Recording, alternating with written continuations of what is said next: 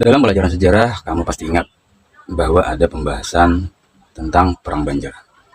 Salah satu kisah perang yang tercatat dalam sejarah Indonesia ini merupakan perang yang sengit antara rakyat Kerajaan Banjar dengan pemerintahan kolonial Belanda. Kerajaan Banjar sendiri terletak di wilayah Kalimantan Selatan yang membentang sampai ke wilayah Kalimantan Tengah. Kerajaan ini begitu banyak hasil alam seperti emas, intan, lada, rotan, dan damar. Sehingga hasil kekayaan tersebut menjadi daya tarik penyebab Belanda ingin menguasainya. Di bawah ini dijelaskan dengan lengkap sejarah Perang Banjar yang telah terjadi ratusan tahun yang lalu. Penyebab terjadinya Perang Banjar, strategi awal yang dilakukan Belanda demi menguasai Kerajaan Banjar ialah dengan menjalin perjanjian dengan Sultan Sulaiman pada tahun 1817. Masuknya pengaruh Belanda ini tentu mempengaruhi kondisi politik, sosial, dan ekonomi di Kerajaan Banjar pada masa itu. Pertama, karena adanya penyempitan daerah kekuasaan Kerajaan Banjar. Hal inilah yang merupakan akibat dari adanya perjanjian dengan Belanda. Pada tahun 1817 berisikan bahwa Sultan Sulaiman harus menyerahkan sebagian wilayah Banjar kepada Belanda. Daerah tersebut mencakup Dayak Sintang, Bakumpai, Tanah Laut, Mundawai, Kota Waringin, Lawai, Jalai, Pagatan, Pasir, Kutai, dan Beran. Selanjutnya, berdasarkan perjanjian lain, pada 1826, daerah kekuasaannya mencakup Hulu Sungai, Martapura, dan Banjarmasin. Kedua, kesengsaraan rakyat Banjar karena dibebani oleh pajak yang tinggi dan kerja wajib. Di sisi lain, daerah kekuasaan pun mulai menyempit dan membawa dampak negatif pada kehidupan sosial dan ekonomi di masyarakat Banjar.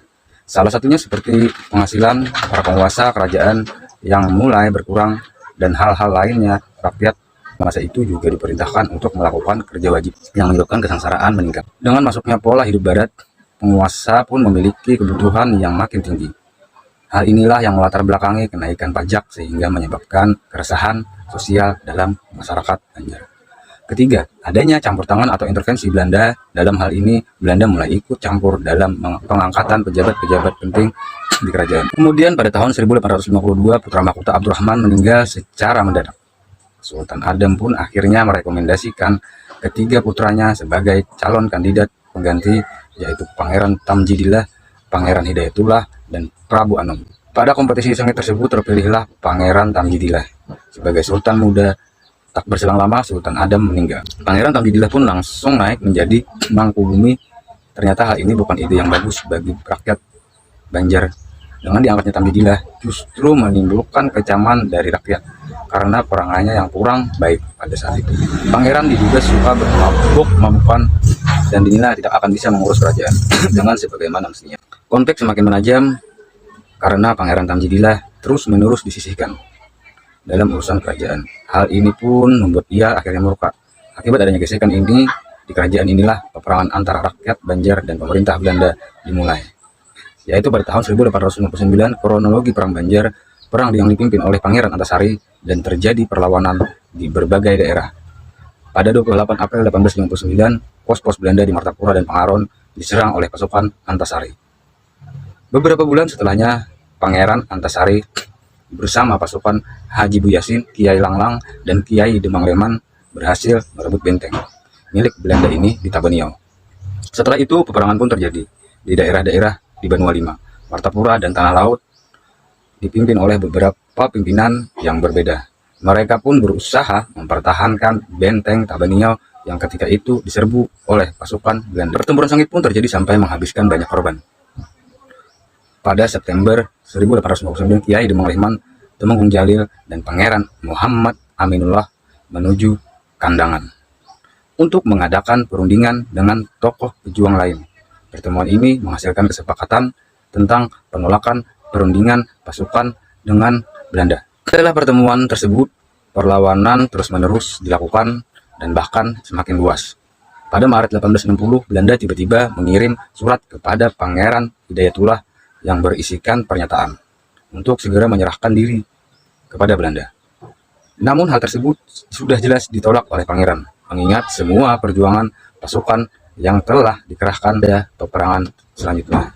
Perlu diakui bahwa mereka kekurangan senjata. Hal inilah yang kemudian membuat Pangeran Hidayatullah mundur. Pada akhirnya Belanda melakukan penangkapan pada Pangeran Hidayatullah.